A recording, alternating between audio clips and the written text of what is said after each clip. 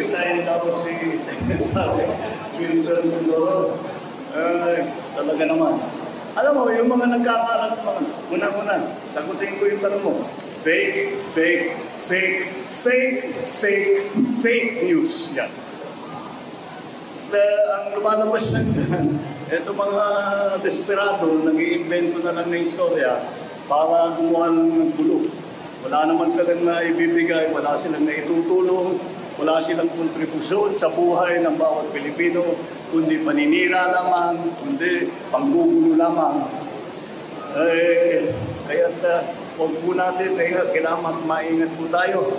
Huwag tayo masyadong naniniwala kung wala namang pruweba na sa kanilang mga sinasabi. Dito sa issue na ito, ulit, fake news. Yan ang pinakamasamang halimbawa ng fake news na kinakalat ng ating mga kung sino-sino man sa social media. Mag-ingat po kayo at kinatisin sa mabuti pagka na may napapasa kayong ganyan.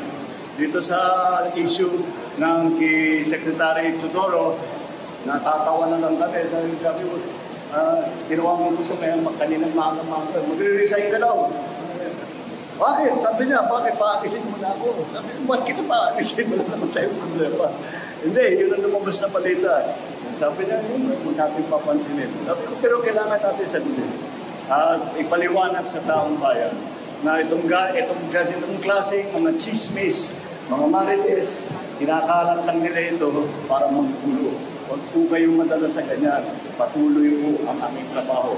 Hindi po kami titigil. Lahat po ng ating mga kasamahan ay walang ginawa po, kundi araw-araw. Pag-gising, hanggang matulog, ay kung paano tumulong at paano magandahin ng Pilipinas. Yan po ang hangarin ng lahat ng pamahalaan ninyo. Huwag po kayo nadadala sa mga fake news na ganyang klase. Huwag po kayo madadala sa mga yung mga panggulo na ginagawa nila. Ay, sa amin, hindi na namin pinapansin yan dahil alam namin ng totoo. I have always said this with some of these rumors that are spread around. We have the advantage. We know the truth. So we will give it to you as soon as we can and as quickly as we can so that people understand what is going on. Kung may magbaba sa kabinete, sa pamahalaan, kami mag-a-announce. Hindi kung sino-sino man basta nag-post. Hindi sila mag-a-announce, wala naman yan. Kami ang mag-a-announce. Sa kasalukuyan, ngayong araw na ito, walang magbaba.